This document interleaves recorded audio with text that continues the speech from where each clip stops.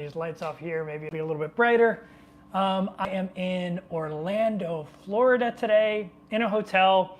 I decided to not go on my cruise on MSC Seaside for a bunch of different reasons. I had been struggling with getting norovirus on a cruise ship, and then they failed a health inspection with a pretty awful score. And so I decided to hold off on that MSC cruise and just go ahead and take a little bit of a break. On the 26th, I hop on Island Princess for a 33-day cruise that's going to go to a bunch of places in Iceland, a bunch of places in Norway, and then eventually drop me off in Southampton. And then I'm going to jump on another cruise ship and then another one, and we're just going to keep going. This video is about Norwegian Cruise Lines and what I think, so I'm going to jump into that really quickly, and after I get through this list of pros and cons for Norwegian, I will answer all your questions. And they don't necessarily have to be about Norwegian, but I want to make sure that anybody watching this video in replay will get the title of the video right up front in this video. Okay, so I took my first Norwegian cruise. I was on a cruise ship. I was on I almost said USS, my Navy days. I was on the NCL Getaway. The NCL Getaway isn't their newest ship or their oldest ship. It's somewhere in the middle. I was in a studio cabin. I have a studio tour on my channel in the short videos if you want to see that. There's not a whole lot to show. That's why I made a short video instead of a long video. And so yeah, let me jump into some of the pros and cons. So the first thing I love about Norwegian is the way they treat veterans. I was actually super shocked. So not only do you get 10% off the cruise as a veteran, but when you walk into your cabin, they have this little package on your bed. And I didn't really know what it was. And I opened it up, and there was so much thought put into it. It said for Kevin Martin's eyes only or something like that. And I opened it up, and it was a set of military orders like I would have gotten in the Navy, but basically directing me to go on the NCL Getaway and enjoy that cruise and have fun on that cruise. And I thought it was a great touch. And it came with three things. It came with a challenge coin. If you don't know what a challenge coin is, in a nutshell, it is a coin that represents a command in the military. It has a longer history than that, and I'll talk about it in another video or in the questions if you want to hear about it. But it's a pretty important part of military camaraderie. And so they gave me this challenge coin. They gave me a patch for a jacket and a lapel pin for a sport coat. So I thought that was a pretty neat touch that they did. Something that no other cruise ship has done. All the cruise ships have something they do for veterans, but this was like above and beyond. And someone really knew what they were doing to put those military orders in place. So I really appreciated that about Norwegian. When you see me looking down, I'm looking at my computer, my list of things here. Okay, so the next thing I'm going to talk about one of the things I hated. So actually, you know what? This is connected to one of the things I love. So let me tell you the love first, because I have more loves than hates anyway. So I love all of the venues on board. So I really love live music, and I love comedy shows, I love the game shows, I love all that stuff. Norwegian has a ton of smaller venues that host a variety of different things during the day. Norwegian has more things going on during the day than I've ever seen any cruise ship have. I mean, constantly there are things going on. There's no lull time. It's pretty great. For those just joining me, I'll jump into the Q&A in a minute. I'm talking about my loves and hates of Norwegian for people watching this on the repeat. So I love all of the small venues. It's pretty awesome. Now that's connected to a hate. The venues are so small, a lot of them are so small, that you have to come super early before the event to be able to get in it. So let's say there's karaoke in Sid something, I can't remember the name of it. Anyway, it's a small bar-like venue, like a pub-like venue, and you want to go to karaoke. You have to get there at least an hour early and get in line, or you're not going to be able to fit in that venue. It's so crammed. Now, if you come back a half an hour, 45 minutes after the event starts, then seats will start opening up and you can slide in there. But if you want to go early to events, almost any event on the ship, comedians or whatever, that's one of the drawbacks of having so many venues. You have to make them smaller. And so there's no just showing up to a venue on board an NCL ship, or at least the NCL getaway.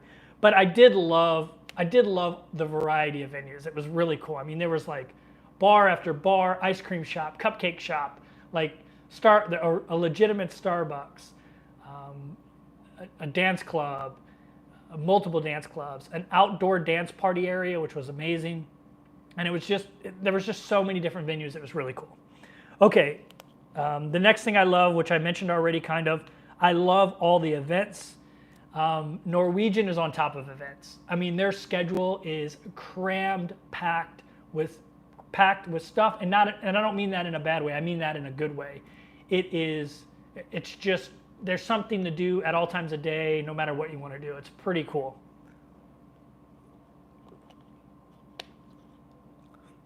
Okay, here's another thing I hate. Norwegian doesn't make use of all the venues. Or it doesn't make use of the venues in a smart way sometimes. There were a lot of salsa, merengue, bachata dancers on board the ship. I mean, a ton of people who wanted to dance to those kind of music. And they had a band on there called El Sol, which played that kind of music, and they would have it at the pool, which was cool. During the day, you could, do Latin dance out by the pool. And then they would have them at night perform at this venue called Sugarcane, which is kind of in the middle of a hallway, and it's kind of a bar, and it just wasn't conducive to dancing. People would still dance, stand up and dance, but there wasn't a dance floor. Right next to, or actually right below that venue is a venue called Bliss, and Bliss has a dance floor and would have been perfect to host that band, and nobody else was in there ever when El Sol was performing. And they didn't put El Sol in the place with a dance floor. Just made absolutely no sense to me, and it was really a waste. And a lot of people that were cruising to salsa dance were a little bit disappointed. El Sol was great though. Okay, the next thing I love is their buffet food was the best I've had on a cruise ship. And I don't know if this is specific to the Getaway. I don't like making a judgment about a cruise line after only cruising on one cruise ship. I like to cruise on multiple cruise lines before I make an ultimate judgment about them. I think it's unfair to judge by one cruise ship. Like if you went on one of Royal's really old cruise ships and had a bad experience, how can you judge that based on Royal's entire fleet, like Wonder of the Seas and Anthem of the Seas and Icon of the Seas and all that? You can't really judge it by that. So I don't like judging a cruise line based on one ship. But as far as the Getaway goes, it has by far the best buffet I've had on a ship. They have, like, number one, the people cooking the food are cooking it right there in front of you, which I think is pretty awesome. So it's always fresh and hot because they're there, like, stirring it and, like, watching to see when they're running out of stuff. And they're cooking right there. Their stoves and their, all that stuff's right there on the buffet line, which I thought was really cool. There's a lot of things like fresh Asian soups, like those noodle soups like pho, that you can get right there, and they'll put the broth in there and everything, and then you'll have fresh pho. They had an Asian section, which I loved every single day. They changed it up to, it wasn't the same like orange chicken every day. One day it was orange chicken, the next day it was like some kind of Korean barbecue, the next day it was like some kind of Thai shrimp. Every day it changed and was really, really good. And the same with other ethnicity type of foods, whether it was pasta or whatever, you could still get all the stuff that you love, like hamburgers, hot dogs, all that kind of stuff. But I was just so impressed by their buffet. I went to their main dining room a couple nights, and I'll talk about why I like one of their main dining rooms. But I thought the food in the buffet was superior to the main dining room food. And the main dining room food wasn't bad. It was as good as I've had in any other main dining room. But their buffet was just super good. I really, really enjoyed it. Okay, so this is actually my last hate. So Norwegian is the first cruise ship I've been on that only does one cleaning a day. And that doesn't bother me because I only want one cleaning a day anyway. I get up really early in the morning, and on every cruise ship I've been on, I go and I work out. I go for a long walk. I drink my coffee. By the time I get back to my stateroom, it's always clean, and I put on the do not disturb light, and I never bother my steward again. I don't want them to come in there and turn on my bed or anything like that. That probably helps them out, and I'm sure a lot of people do that.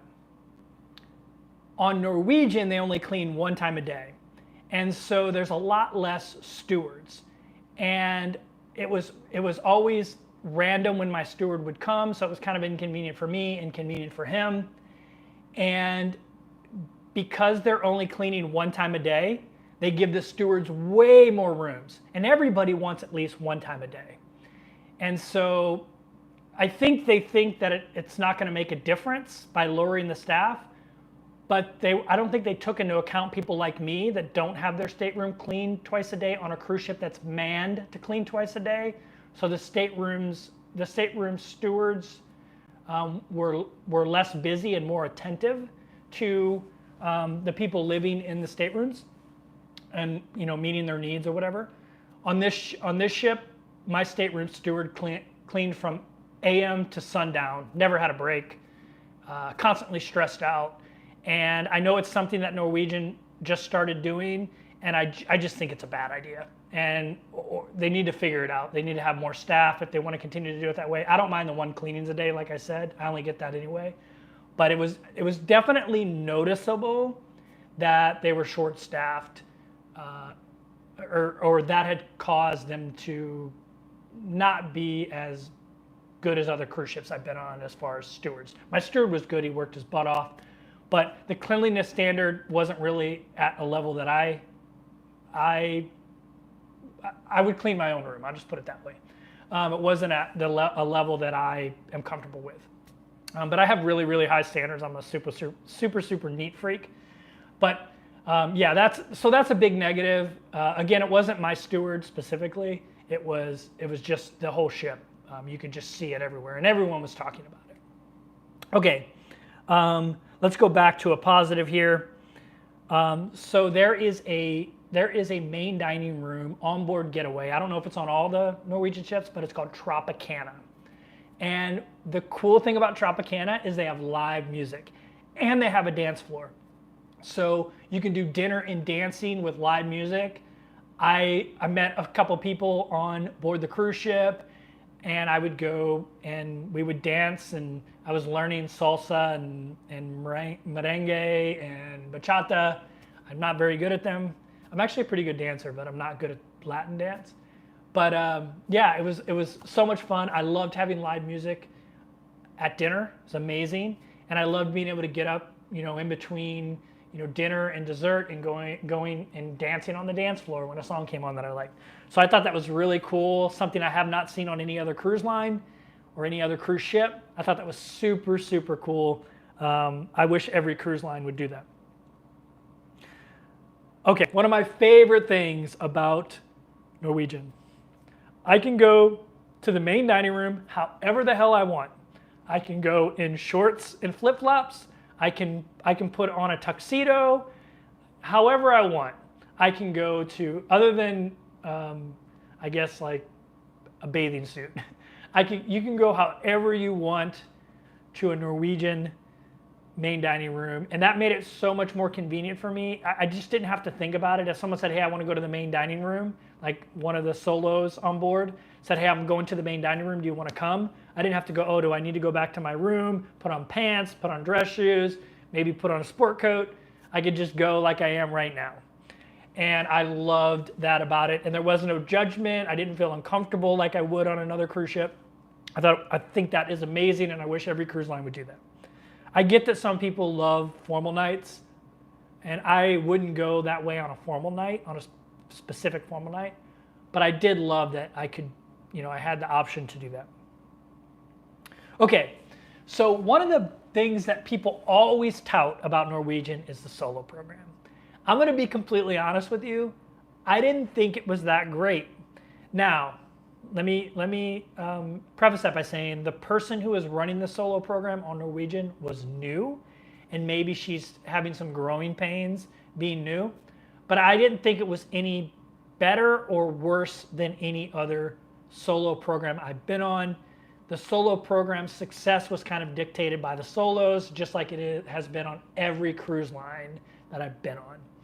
And even though the cruise line had a dedicated solo person, it was pretty unorganized. And I'll give you an example. So we would meet for the solo meetup at 5, and then we would go to dinner together if we wanted to at 5:30, which is kind of early. I mean, I'm an early eater, but that's kind of early, but whatever. A couple times we went to a main dining room and it hadn't been scheduled, and the main dining room people were like, we can't sit these people. We don't have enough room. Sorry. Figure it out. And so we were in line for like hours. Things like that. It just wasn't all that it was hyped up to me to be. It wasn't as bad or as good as any other program I've been on. Now, what I will say, what did make the solo experience better was the solo lounge, and not necessarily the solo cabin. I didn't think it was that great. It's just a tiny inside cabin. I would book the inside cabin if it was the same price, and usually on Norwegian the inside cabin is cheaper, even paying double occupancy. Sometimes you can even get an ocean view or balcony cheaper. But the solo lounge was great. I wish Norwegian would just let every solo have access to the solo lounge. Just anybody who's traveling solo, just allow their card to access it. That was a good place to meet other solos, organize things, talk about things. I met so many great people there. So I will give Norwegian props for the solo lounge. I'm not too crazy about the solo cabins because the price isn't really that great. If the price was amazing, I know people are like, well, you don't pay a solo supplement. You really do pay a solo supplement. When you look at the price of them, they're much higher usually than an inside cabin, so you're paying a supplement, right? It's based on supply and demand, and those things sell out really quickly. So if they were affordable, if you can get them affordable, like $80 a night, $75 a night, then I think they're a good deal. But if you're talking $120 a night for a solo cabin or $125 a night for an inside cabin, go with the inside cabin. It's bigger, it's way bigger, and just better. And the lounge to me isn't worth the upcharge if there's an upcharge for the solo. Sometimes, most of the time, there is an upcharge for the solo. Like on my cruise, the solo cabin was $140 a night. I could have booked the inside cabin for, I think, $103 a night, $105 a night.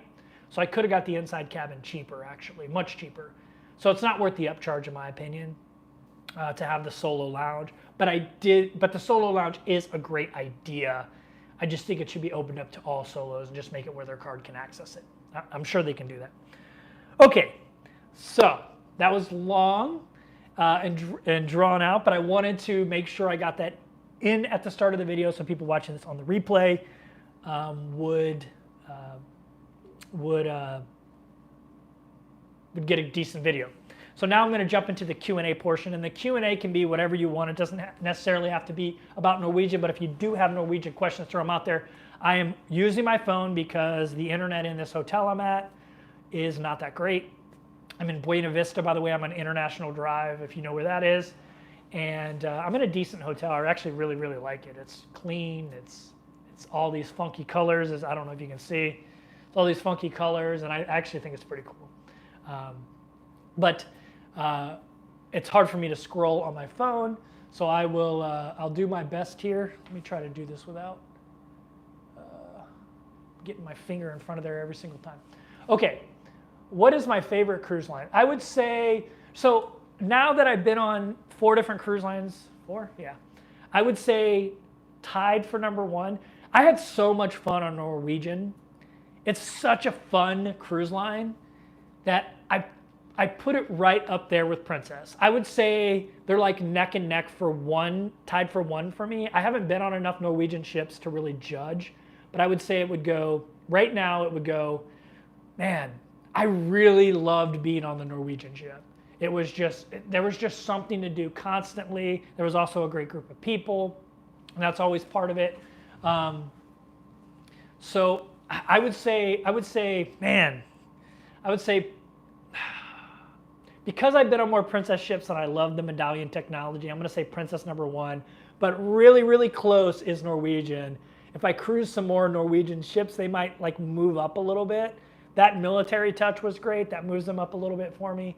But yeah, so I'd say Princess and Norwegian, then Royal, and then MSC. And again, MSC, NCL, I've only been on one of their ships. So I don't want to make a full judgment on either one of them yet. But I would say Princess just edges it out. Did you go to the casino on Norwegian? Yeah, I did for just a little bit. It was nice. It was as nice as the one on Caribbean Princess. They're about the same. Maybe it's a little nicer. They have a high rollers room too, which I thought was kind of cool. Although there's never anybody in there. How much is a night in this hotel? I think it's like $67 a night. It's not too bad. I think on the weekends it's like $90 something. I booked it for like 2 weeks. Let's see. I used to live near International Drive. Very cool. Yeah, I like this area. Let's see.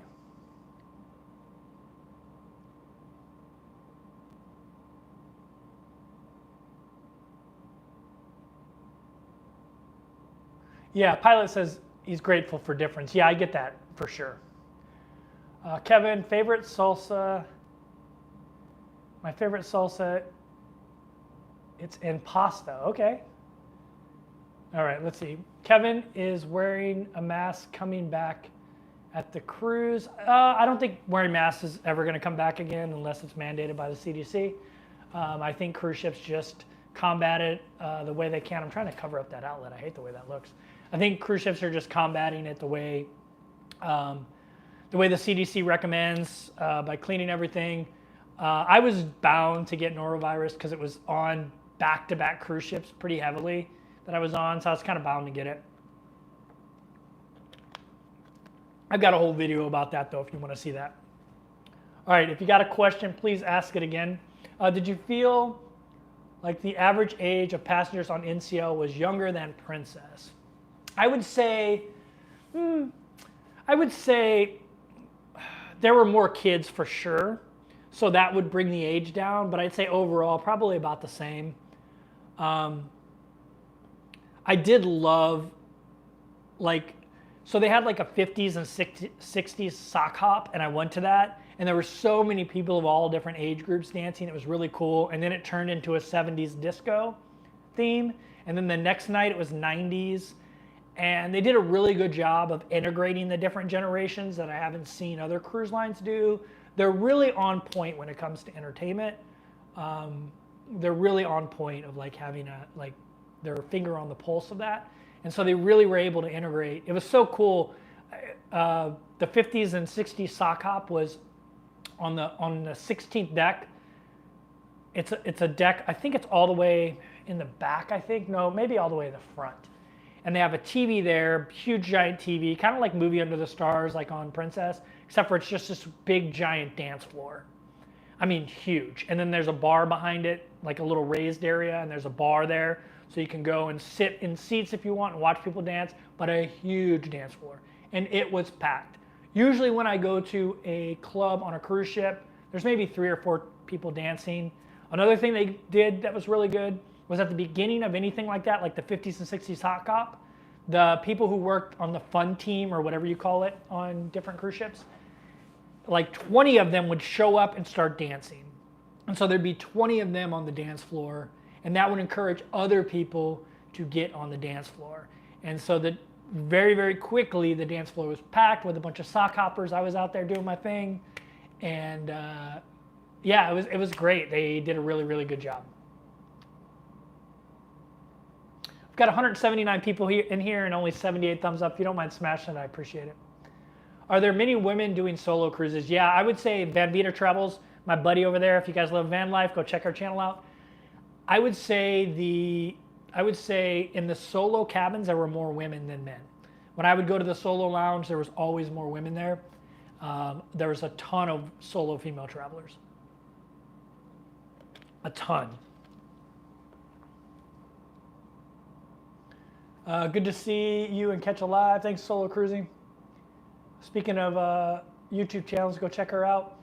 You frequently say that you eat at the buffet more than the main dining room. What is the draw to the buffet? Do you have a Favorite buffet foods. So when a buffet is good, I prefer to go to the buffet because it's just easier. I can just go when I want. I don't have to wait. I don't have to get dressed up. I don't have to do anything but go and get my food and go sit down, and I can usually sit down in an amazing place. On Princess, with the medallion technology, I can order stuff, so I can order it anywhere I'm sitting in the ship. So a lot of times I won't do the buffet or the main dining room. I'll just order something. But I don't like standing in lines, and a lot of times main dining rooms have lines. A lot of times it's unorganized. A lot of times you have to book in advance. I hate booking anything in advance because I don't know if I'm going to be hungry at 7 o'clock on Wednesday night. No idea. Maybe I'll be hungry at 6, So that's why I just usually personally prefer the buffet, unless I'm going with a group of people where it's more of where the eating is connected to a social event. I don't normally just show up at the main dining room when I don't have anybody to go with, to be honest with you. Unless there's a main dining room like the one on Norwegian, like the Tropicana, which has live music. That I would go to the main dining room every single night. Question, would you use NCL credit to buy extra internet package? Yeah, that's another thing I should have put into negatives. NCL does nickel and dime you. Their internet is by far the most expensive, and it isn't that great. Them and MSC's internet is just ridiculously expensive, and it's just super expensive, and that's just the package that you can't stream. With the streaming package, I think it was like $29 a day or something like that. And some people are gonna say, well, you get the free at sea. The free at sea is only 120 minutes. Like as a YouTuber, I'll go through 120 minutes in 120 minutes on board. So for me, it just doesn't work. And even I think at higher levels, maybe you get reduced cost internet or something, but it's still that crappy internet. It's not the full internet. The full internet is $29.99 no matter what, a day. Like that's ridiculous. Like that's just ridiculous. And it's not that great. I was thinking, well, maybe the speeds will be better because not so many people are watching Netflix. Sucks. Can you use Starlink on a cruise ship? So a lot of cruise ships, Jody, have Starlink on them. And in my experience, it hasn't been that great. It's been a little bit more stable, but the speeds haven't been that great. I don't know if you could take a Starlink satellite out on a ship and use it. Maybe you can. I'm assuming people on sailboats do that. I don't know how it would work on a cruise ship or if you could pack it or if they'd even allow it.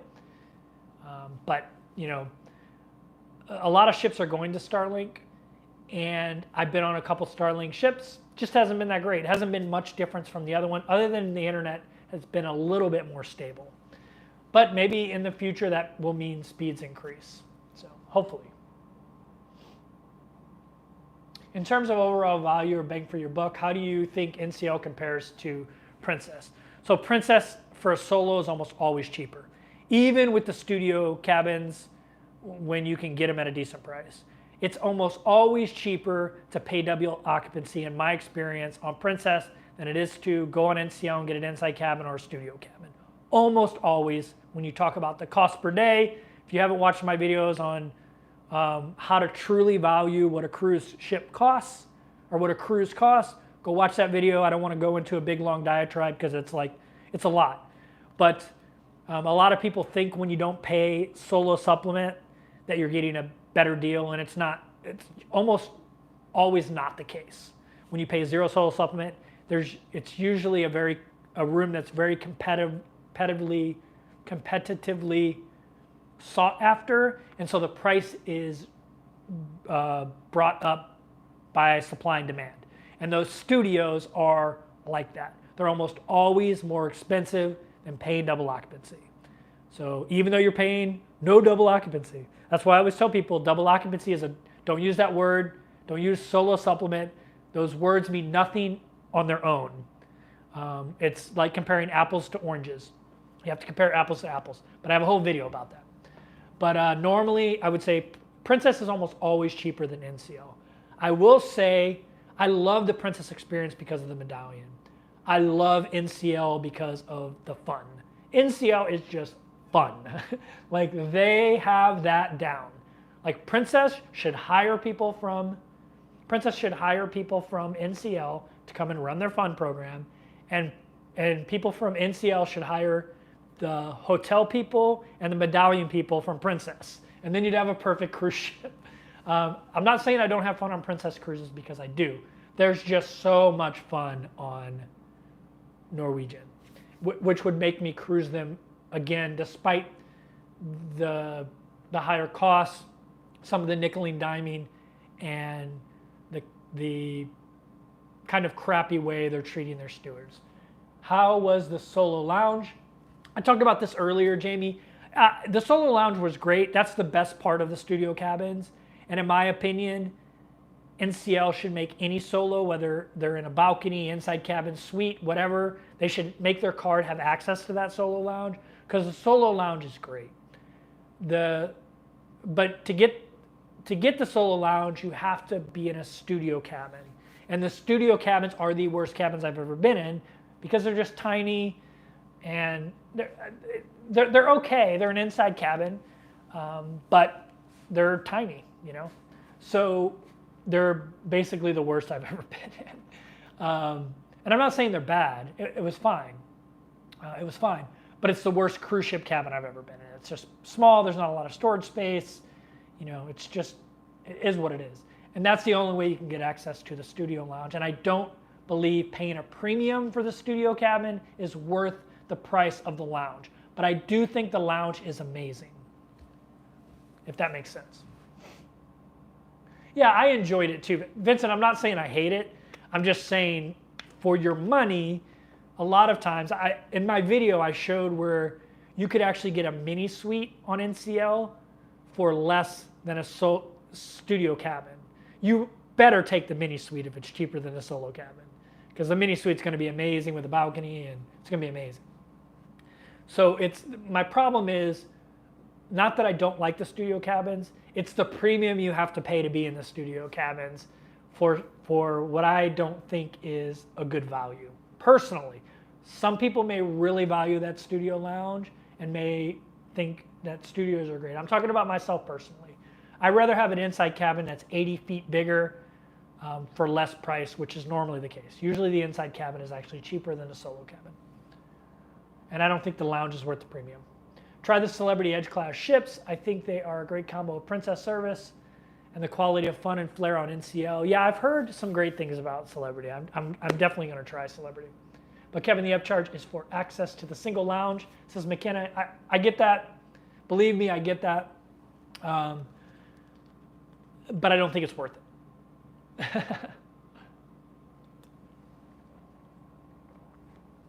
After cruising Carnival, I didn't think NCL was that fun. So I've heard that. I need to go on a Carnival ship. I actually have been on a Carnival ship before. It was like in 2018. But I don't remember it being that fun. But maybe I was there with my girlfriend at the time, and maybe we just did boyfriend-girlfriend stuff, and I didn't realize there was a lot of fun there. If you asked a question and I missed it, I'm sorry. Please ask it again. I don't think the studio cabins are worth the price. Seems like they can get bigger room for the same money. Yeah, that's my biggest complaint. But I do, again, I love the lounge. I just don't think it's worth the upcharge. If you can get a studio cabin, like sometimes they have deals and it's less than an inside cabin, then I would say, yeah, go for it. But normally that's not the case. In my case, on the cruise ship I was just on, the Getaway, the studio cabins were $140 a night. The inside cabins, I believe, were $105 a night, all in, on both of them. So that's a $25 a day difference. On a 10-day cruise, that's $250. I don't think the studio lounge is worth $250, personally. But that's me, right? Oh no, it's more than that, $350. I don't think it's worth $350. Just got a super chat. Thank you, Michelle. Do you feel Princess markets to an older crowd versus NCL? So far, which cruise line do you feel is the best balance of value, fun, cabins, dining? So Michelle, I would say, to answer your second question first, I would say Princess, to me, is the best overall experience of the cruise lines I've been on. Royal, NCL, MSC, and Princess. They theirs is the best overall. Now that is the cruise line I've been on the most. So maybe as I go on more cruise ships on the other lines, maybe my opinion evolves. And I do have NCL very close to Princess because they were so good at the fun stuff, which is important. I spend most of my time out of my cabin anyway, so it's about the fun stuff, and they had the fun stuff licked, like great. Karaoke nights every few nights was awesome. The dancing was amazing. It was just cool. They had a ton of musical acts, a ton of comedians, so it was great. What was the first part of your question here? Do you feel Princess markets to an older crowd versus NCL? So I don't think Princess markets to an older crowd. I think they're trying to market to a younger crowd. I think they just have the reputation as a cruise line with older folks on it, kind of like Holland America to an extent. Where Holland America embraces that, Princess is trying to change that, but they're having a hard time convincing people, right? Because their cruise ships don't have the things that families want. They don't have water slides. They don't have rock climbing walls. They don't have those kinds of things on them. So I don't know how you grab a younger demographic where a lot of them are families. I don't know how you grab them without having that stuff. When the alternative, like Royal and NCL, you can go and there's a go-kart track. I mean, there was a bowling alley on NCL, a freaking bowling alley on NCL Getaway. And all kinds of things for kids to do. All kinds of cool water slides that were constantly running. And there was a little kids water park area. So I don't know how Princess is going to attract a younger demographic unless it's like a young professional single demographic they're going for, but I don't know. I think the history of the cruise line is what makes people think it's for older people, which I personally don't like the cruise ships that have a bunch of kids on them, so I like Princess. That's one of the things that catapults Princess up to me. Now, I will say NCL had a lot of kids on it, but their kids' areas are their own areas. And so when I was going to karaoke or I was going to salsa dancing or I was going to whatever it was I was going to, there weren't a lot of kids around. So I didn't notice. Like on MSC, like I notice there's kids everywhere. On Royal Caribbean, I notice there's kids everywhere. They're everywhere. Because the things for adults and kids to do on those ships is pretty integrated. And NCL actually did a really good job of segregating those things. Celebrate the first super chat from Tom Clark. That's what it says. And my little readout, it says, celebrate. I don't know how to celebrate, but thank you, Tom. Let's see what Tom says. MSC often has a great price point for even solo. Is it substantially worse than other lines? I know they are working on a US market. So here's what I'll say about MSC.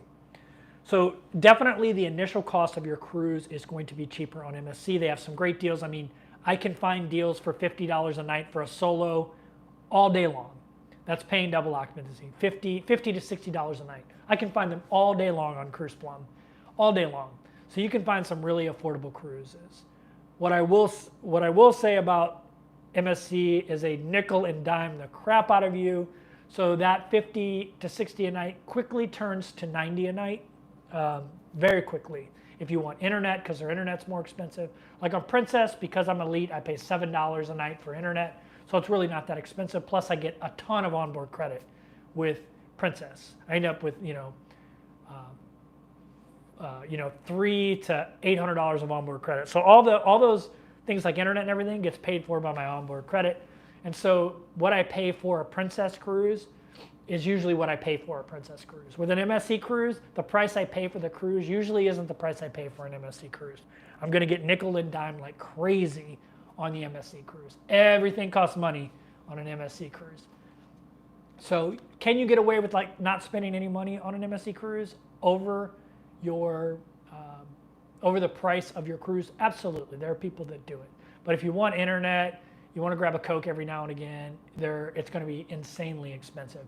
And really quickly, your $50 to $60 a day cruise price turns into 70, 80, 90, 100, 110 really quickly. So then it ends up costing you just as much as other cruise lines. That's my opinion. MSC is not a privately traded company, and from what I've heard, it varies from cruise ship to cruise ship. My friends Para DJ love MSC. Some of their ships, hate some of them.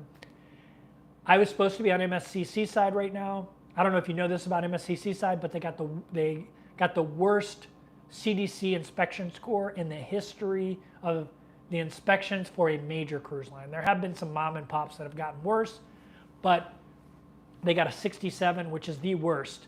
Like Celebrities Edge got 100, right? So they got like the worst score in like forever. And I was supposed to go on that ship, and I had just battled a really bad sickness, really bad bout of norovirus, and so I decided to not go on that cruise. And so, yeah, so that there's a reason why MSC is so cheap, and that's part of the reason. There's a ton of things I loved about MSC, and I've talked about it on other videos, but they're also very, very understaffed, and you notice that right away. It's just a different kind of cruise experience. There are some great things about MSC though. Like I definitely want to cruise MSC some more to make a better educated decision, but I just couldn't go on that ship after I just went through, just a horrible case of norovirus on Caribbean Princess. Do you think the 10% veteran discount is a better deal than the cruise credit the other lines do? So let's say it's 10% off. Like my last cruise was $1,400, so I got $140 back, right? $140 off. If I took the same cruise on Princess, the exact same cruise, number one, it would only be $100 a night, not $140 a night, and I would get at least $500 on board credit. Well, on a 10-day cruise, I would get about $400 on board credit. So I would say I personally like the onboard credit. Personally, there's more bang for your buck from that, because you get 150 or 100 to $250 onboard credit on Princess for being retired military. And then if you own the stock, which is actually pretty cheap, Carnival stock, you get another $250, and then if you do a future cruise credit, you get another, $50 to $150, depending on the amount of days. And then there's always a promotion where you get $100 or $200 on board credit. So you're usually walking on board a Princess cruise with $700, $800 on board credit. You can use that on excursions, room service food above and beyond the free stuff. You can use it on whatever you want, shopping in the store, a ton of different things. So I like that. I like the cost of my cruise being the cost of my cruise, and all the things I spend on board, like getting internet and things like that, end up just coming off my onboard credit. So, and I saw Stuck in Florida just became a channel member. Again, what's going on, Stuck in Florida? How you doing? You're at 21 months. How you doing, buddy? Let's see. Question from Luna. And if I missed your question, please ask it again.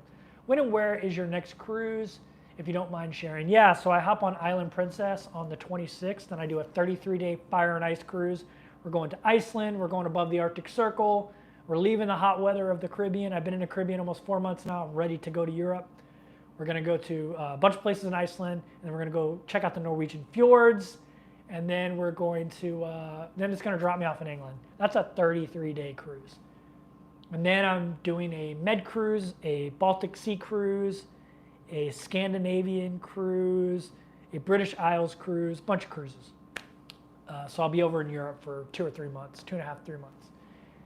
And then we head over to Alaska, doing a 21-day Alaskan cruise, and then we do a 21-day cruise that goes to Hawaii, Tahiti, America Samoa, New Zealand, Australia. So that'll be amazing. I know I saw a question from LV here. Hey LV, how you doing? Oh, got Going Green Mom in the house too. Kevin, have you noticed the price depends on ports? How efficient they put together itinerary? So yeah, in the Caribbean, most of the itineraries are pretty similar. You can hit all the same ports on all the different cruise lines, except for the private islands. They're a little bit different. That's one thing I love about MSC, private island. I want to say something positive about MSC because I don't hate MSC. I just think they do a lot of things kind of crappy. But their private island is by far the best. Most cruise lines have the same type of itineraries. You can find them in different flavors. You can go, I've been Cozumel multiple times. I've been to all the Saints multiple times now. Puerto Rico multiple times. So yeah. They're all pretty similar, and it doesn't really affect the price. A Caribbean cruise costs what a Caribbean cruise costs per day. You're going to find Caribbean cruises on average between, as a solo, anywhere from 60 a night on MSC up to 200 a night on a new Royal Caribbean ship. So question: when all the NCL solos went to dinner together, was it always main dining or any specialties? So there were some specialty, but the cruise line didn't organize it. It was specific solos. It was main dining room every night. So yeah. When are you trying out Carnival Cruise Line? I'm not sure yet. I'm booked up through November, and I don't have Carnival in a plan, but it's definitely on my radar to do some Carnival cruises. I definitely want to try them because I know, because I had so much fun on NCL, I'm thinking I'd have a ton of fun on Carnival. I'm trying to scroll up and find questions here, but ask a question if I missed it. I just returned from a Virgin cruise, which I enjoyed. Do you plan to try Virgin? Yeah.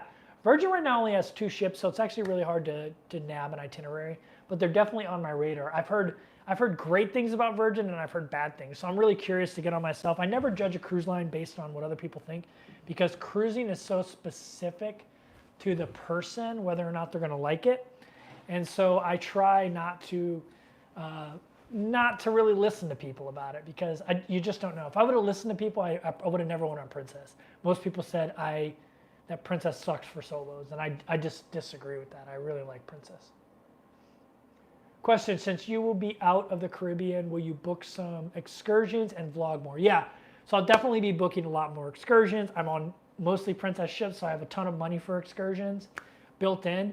But what's cool about most of the places you go in Europe, you can just walk off the ship, which is what I like to do. And I will be doing more vlogs about that kind of stuff. I haven't been vlogging a lot lately, and I should. I'll be honest with you, I was just super bored in the Caribbean because I've been there for 4 months. And I was trying to make content that was exciting, educational, and I just didn't have a fire for it. So I need to get that fire back. And then I got sick, and that really, I was like, ugh. Question from Sunny. Are you going to be cruising with Chili Cruises? So me and Chili were supposed to be on a ship together. I'm actually glad he didn't end up going on it, because that's the one where I got norovirus.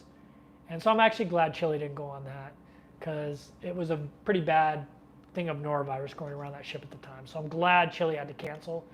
But definitely I'm going to get on a ship with Chili at some point. I saw that he's doing another group cruise later next year. I don't think I have anything booked, so I might try to get on Chili's cruise next one. I got to look at it again. I think it's with Passions for Cruises, I believe. So it's definitely something I'm going to look at.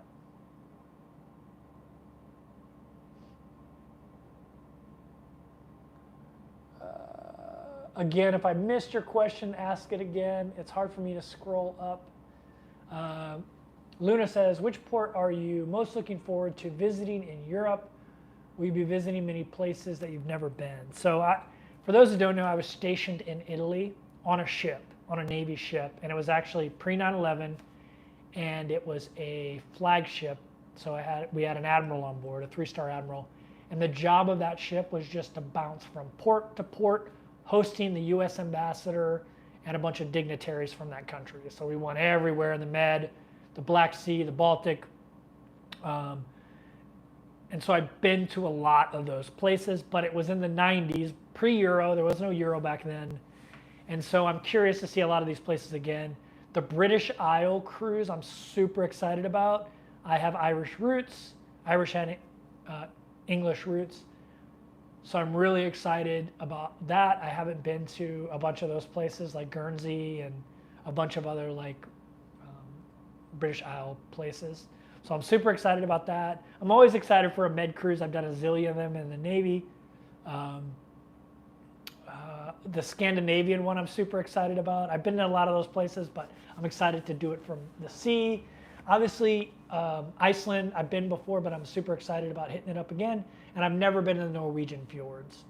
And I know that's a bucket list place, so I'm super excited about it. Do you have any excursions booked for Norway? What types? I haven't booked anything yet. I usually don't even start looking at that stuff till I'm on the cruise ship. So I haven't, but I probably should with that one. But yeah, I definitely will be doing stuff. Let's see, now that you have completed the Caribbean, what was your favorite region in the Caribbean? So I love all the Saints, but I would say my favorite port is probably San Juan.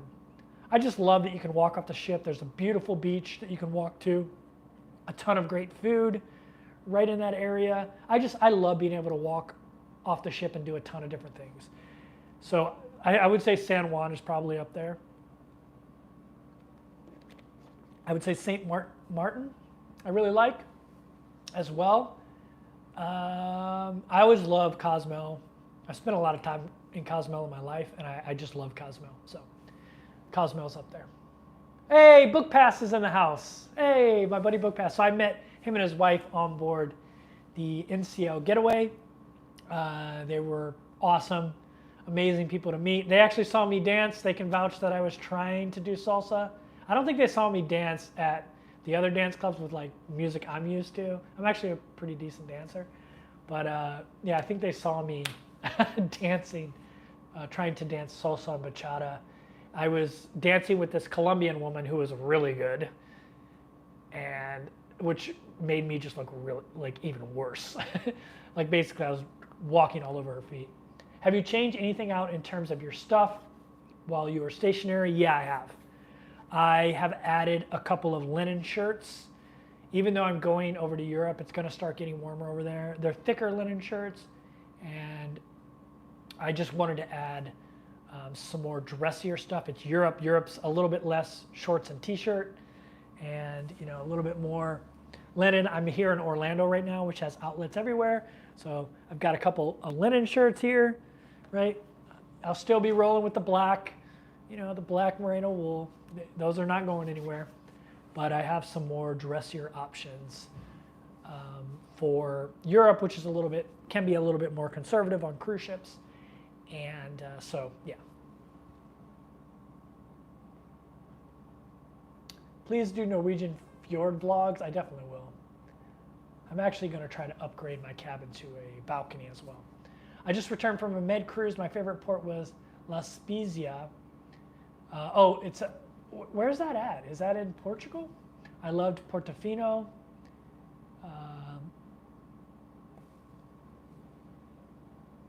Yeah, where's that at? Okay, let's see.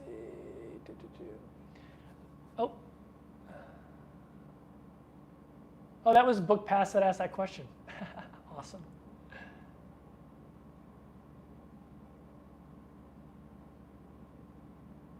All right.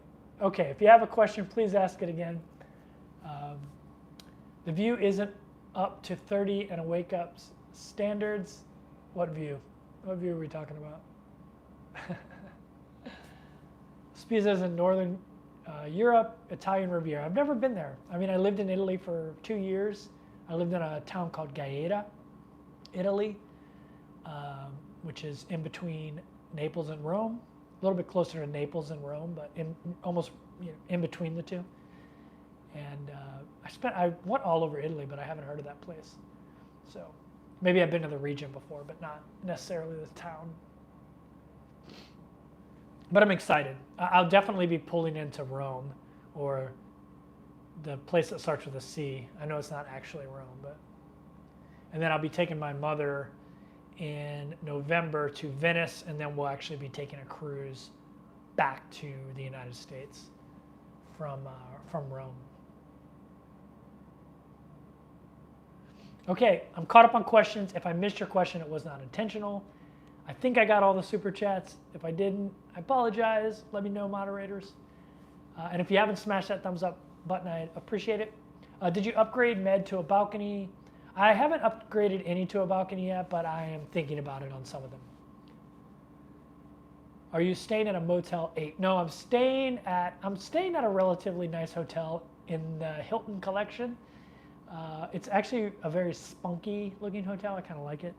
And it's got these like light wood floors, which I really like. I'm not a big fan of carpet. And it's got like these light, like beachy wood floors. And then it's very, very colorful. But yeah.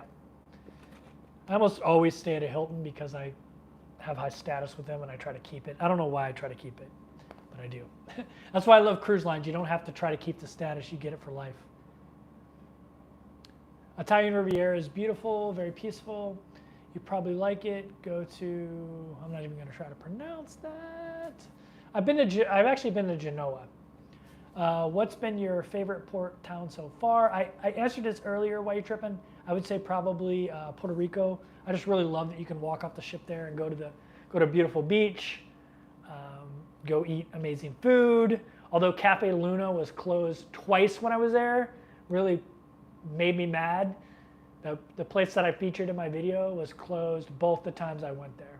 So, are onboard credits transferable between ships? That's a good question. I don't know. I don't think so. But I do have a back-to-back Princess cruise where I go from one cruise ship to another.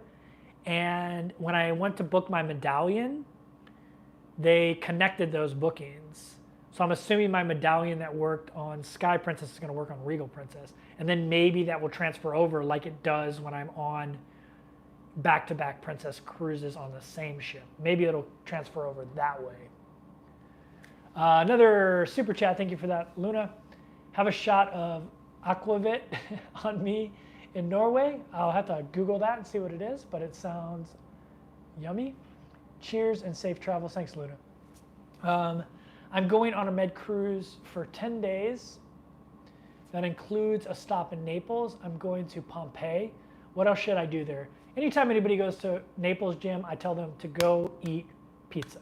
That's where the best margarita pizza is in the world, in Naples. That has something to do with the water there. Like same with pizza in New York. It has something to do with the water that makes the pizza so good. But go and try a margarita pizza in Naples. It's like the best place in the world to do it. So you got to do that. What else to do in Naples? I mean, Pompeii is obviously something you want to do from a historical perspective. I would say just walk around the old town, zip up your pockets, you know. Naples is pretty famous for pickpockets. I would say just hang out and enjoy Italy. Have a coffee, have a cafe, you know, go to a cafe, have a cappuccino, have an espresso, you know, try that stuff in Italy and see how much different it is than what we are used to in the US. And definitely have caprese salad too. Get a caprese salad made with real mozzarella di bufalo in Naples. That's another good thing to do. Everything I say revolves around eating. Probably asked and answered this, but do you use a travel agent to book, or do you book directly yourself? So I book directly myself. I use Cruise Plum to find my cruises, and then I go directly to the cruise line website to book. If I could find a travel agent, maybe I would do that, like someone I know, so I could put the business their way, and I know sometimes you'll be able to get some benefits from them. But I really enjoy the hunt. And I'll be honest with you, I haven't met a travel agent yet that knows how to hunt for solo cruises. Most of their business is around double occupancy, and so they really can't tell you where the good deals are for solos, and they don't track them, and they don't know how to look for cruises as a solo, from my experience. Maybe there's some out there, but I have not met any. Even the people that claim to be aren't very good at it, because a majority of their business is not that. So they're just not very good at it. And I enjoy the hunt. I enjoy looking for deals and finding cruises myself. So I always do everything myself. Don't order a cappuccino after 11 a.m. They'll look at you. Whoop, shoot. They'll look at you funny. Yeah, that's a possibility. Order an espresso. Let's see. Okay.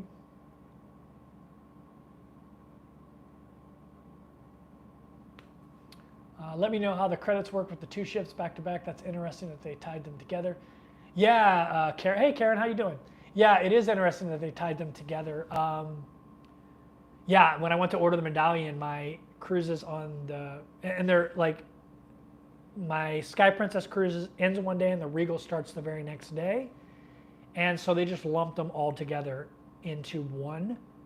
And I only ordered one medallion, which I thought was strange. Because the medallion has like the name of the ship on it. I mean, So, and I'm finally elite, by the way. My first elite cruise will be this cruise coming up. I'm super excited about it. I was able to get all of my previous bookings on Princess updated to reflect that I'm elite. So right when I get on board, I'll have all the benefits of being elite. So I'm super excited about that. Have you ever used a pit bull head shaver? Yeah, while you're tripping. I used to have it. I dropped it and broke it. And so I haven't had it since I did that. And I've just been shaving with a Bic, which I don't like doing. I need to get another pit bull. I love the pit bull shavers.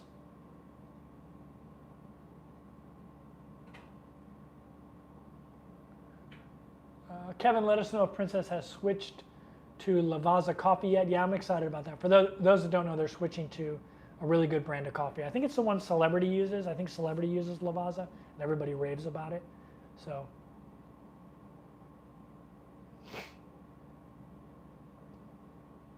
the national spirit of Scandinavia. I'm excited to try it.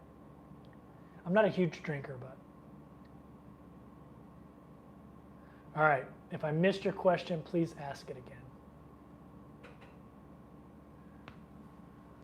Thanks, Luna. Thanks for stopping by, and thanks for the super chat. Naples is crazy now because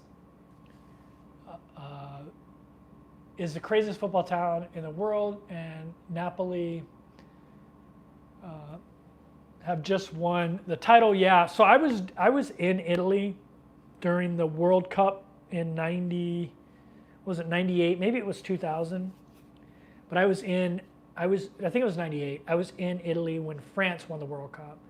But Italy went very far too. I think they went to the quarterfinals. I think it was maybe it was the semifinals. I think they went to the semifinals. And so I've been in Italy when soccer was madness.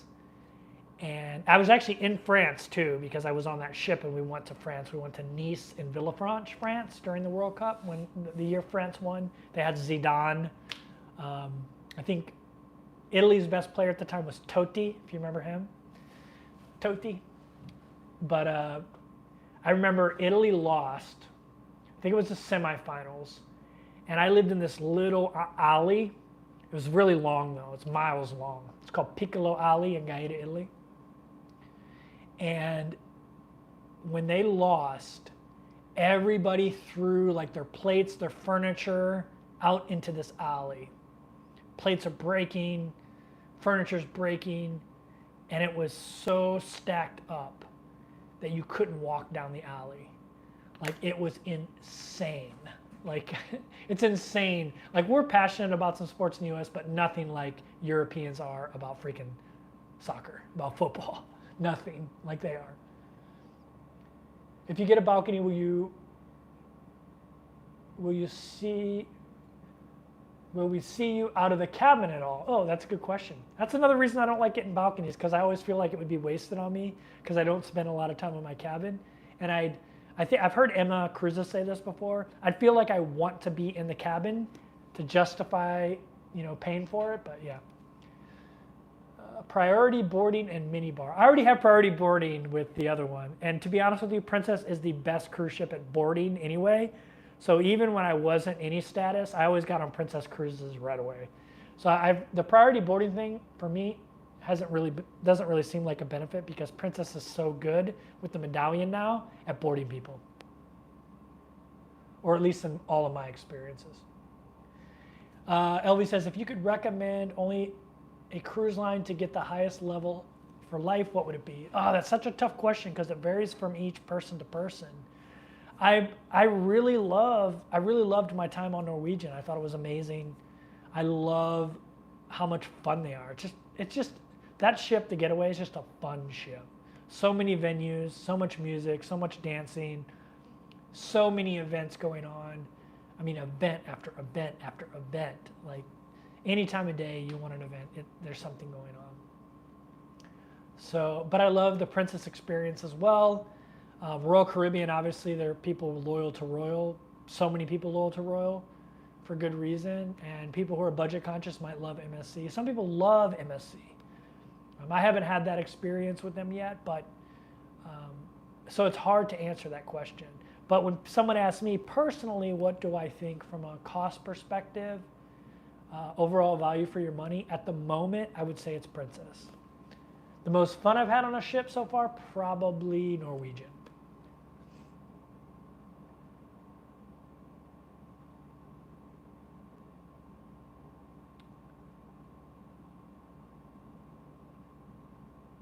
What do you get on Elite? So on Platinum, which is right before Elite, you get half price internet, which is great. Because internet is already the cheapest of all the cruise lines anyway on Princess. It's like $14 a day or something like that, which sounds expensive, but I mean, Norwegian was $29.99 a day for streaming, which the $14.99 for Princess is streaming. But when you hit Platinum, it's 50% off, so it's $7 a day, which is great. And because I get so much onboard credit, the onboard credit pays for the internet easily. So I really like that benefit at Platinum. That's my favorite benefit. At Elite, there's priority boarding, I think, or something, or priority to get on the boats or something, the tenders or whatever. But you also get a mini bar setup. And I think you get that every 7 days. And if you're like me and you don't drink, you can make it like all Diet Cokes and waters if you want, I guess. So that's probably what I'll do because I don't drink a lot. I don't need all those little bottles of vodka. And when I want a cocktail, I want to order it from someone that knows how to make it professionally.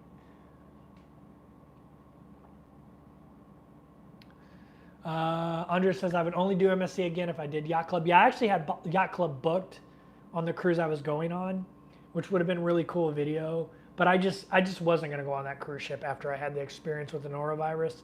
I wasn't going on a cruise ship that just got the worst sanitation inspection in the history of a major cruise line. I just wasn't going to do it.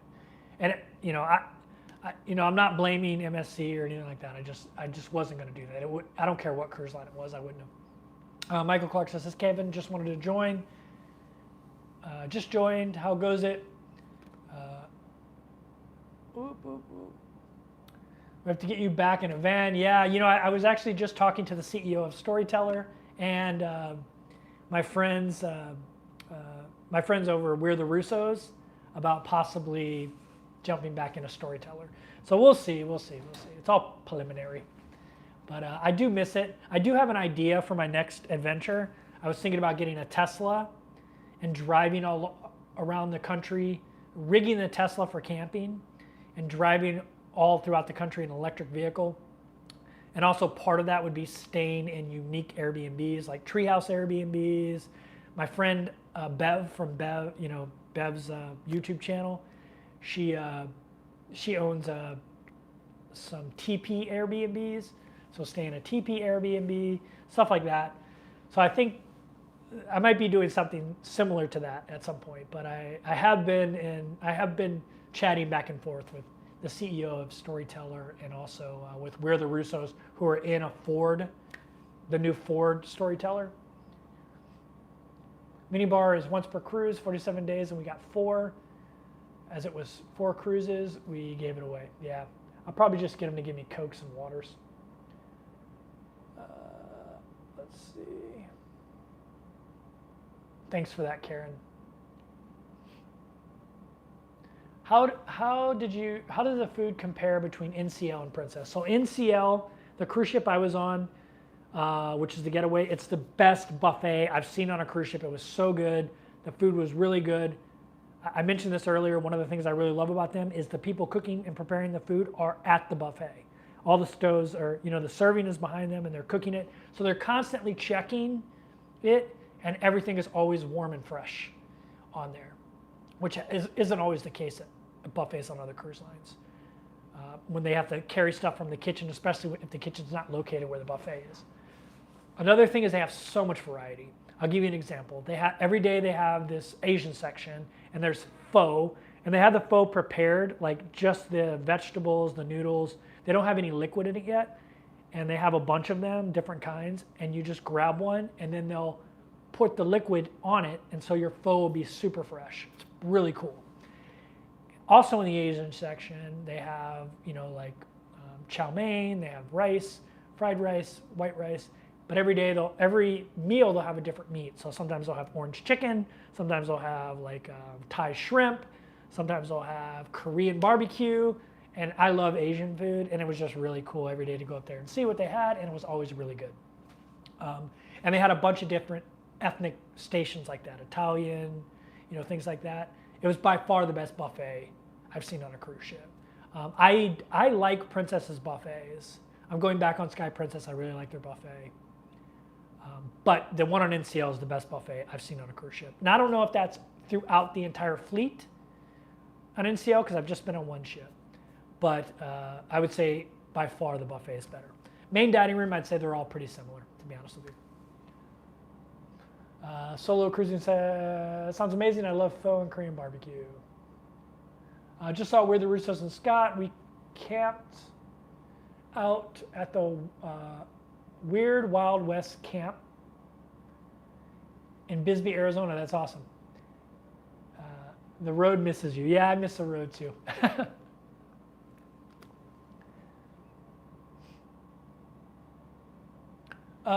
Did they have vegetarian broth? I think they did.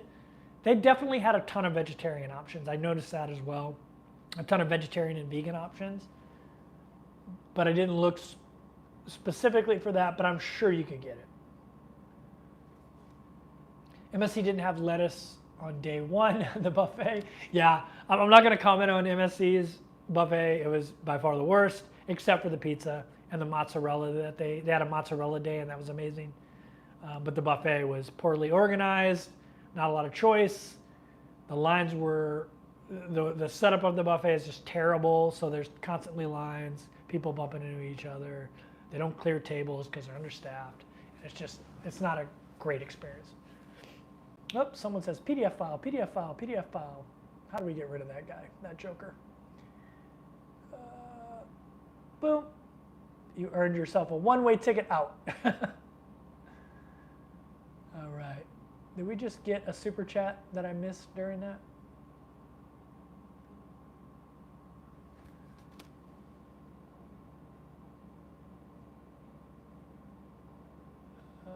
I can't tell. It looks like there's a super chat that I missed.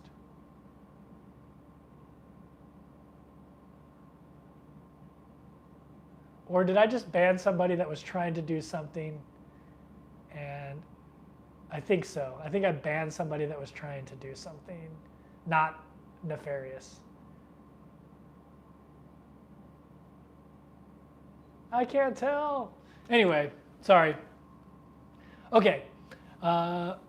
Did Luna give me another $9.99? I know she did before. I think I answered that question. I'm not begging for money. L beggar. God, I hate these stupid idiots. Okay, there we go. Okay. Let's see. Where are we at? We love you, Kevin. Okay. What was the most unique food you ate while cruising? So I ate mofongo I wouldn't say it's the most unique, but it's definitely my most favorite. I've only been in the Caribbean, and so the uniqueness of the food will probably be elevated as I start traveling around the world, especially when I go over to Asia. I would say in Puerto Rico I ate mofongo, which I love. It's like a plantain type of dish. It's really good. I ate it every time I went to Puerto Rico. I really love this place called Cafe Luna. It's either Cafe Luna or Casa Luna. I think it's Cafe Luna in the old town, San Juan.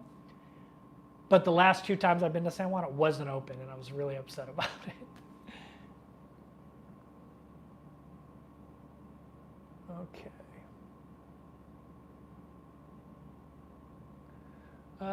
Robin, your question is long. It's hard for me to answer it. I'm just jumping in, but I am curious how you feel your year of cruising is going. Also, I haven't heard about these year trips that would you consider one of them? So I wouldn't consider one of the year around the world trips because I like changing different cruise ships. I would hate to be like some cruises some cruises I've been on, I've been like, this is okay. And if I would have bought that cruise for a year on that cruise ship, I'd have been like, oh, this is awful. I gotta do this for a year. So I like switching cruise ships and trying different cruise lines, trying different itineraries and things like that, making itineraries fit to what I want instead of fitting myself into an itinerary. So I personally wouldn't do one of those year-long cruises, but I understand why people do that. And if you're comfortable with the cruise ship you're going on, then there's no, it's no issue. A lot of those cruise lines that do one-year cruises, you can buy a leg of that cruise, like maybe a 21-day leg. Maybe buy a 21-day leg and see if you like that cruise ship for a year. But I like switching them up. And when you're ask Karen Steffen that's on here. She was on the Ruby Princess and really liked it and just kept booking the next cruise, booking the next cruise, booking the next cruise. I don't know how long she was on Ruby Princess, but I think it was like 3 or 4 months or something like that. So you can do that as well. Oh boy.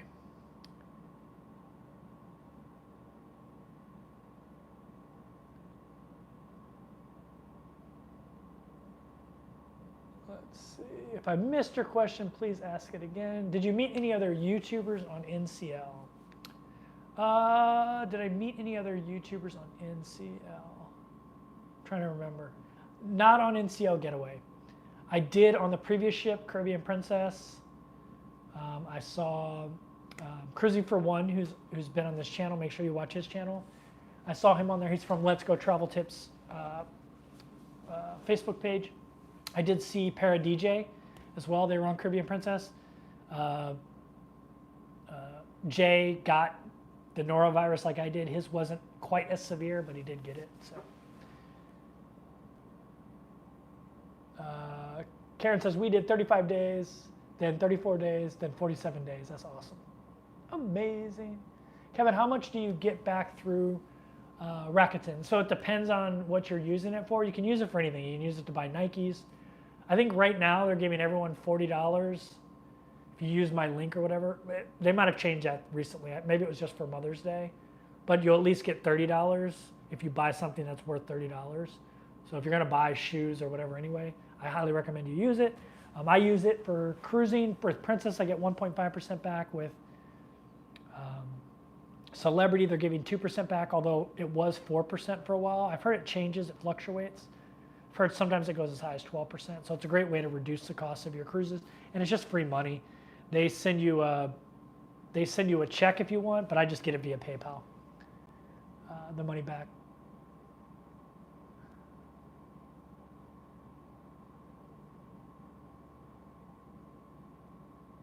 All right.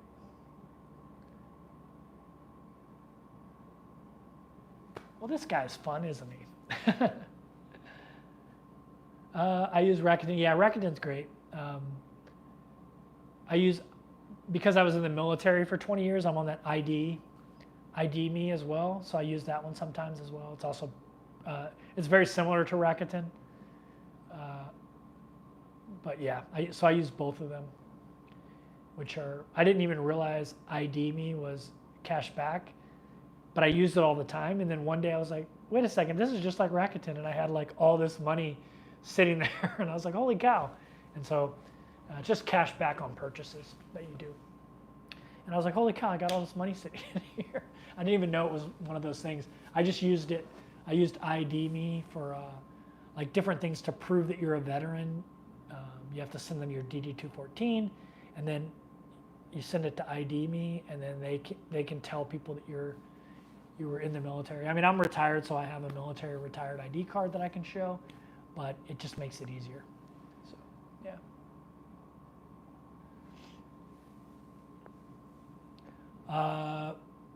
Diana says, I got money back for booking my hotel. Yeah, I get money back when I book hotels. Like this hotel, I booked through Rakuten. Not through Rakuten, but I enabled Rakuten when I booked it because Hilton also accepts Rakuten. The only thing about Hilton is if you're a high enough member level, it's a very low percentage. Like I'm Diamond, so it's only 1%. If I was like normal, but I get cheaper hotels because I'm Diamond, so that's probably why. But if you're not a Hilton, like a high status level, then you get a much higher kickback. Also on hotels.com, you get a good kickback as well, which is cool. So, yeah. Can you double dip with ID Me and Rakuten? I don't think so. I've never tried it. I just figured out the ID Me thing the other day. I'm in Orlando, so I went to all these. I'm right by some outlets, so I went to a bunch of the outlets, and they all have the ID Me thing, like displayed, like for military discounts. So I was like, oh, I'll use that here, and I didn't have the app. I just used the website, and so I downloaded the apps to make it easier to scan the QR code, and then it was like, you have this much money, and I'm like, holy cow, because I've been using that for years. I didn't realize it was a cash back thing, but yeah.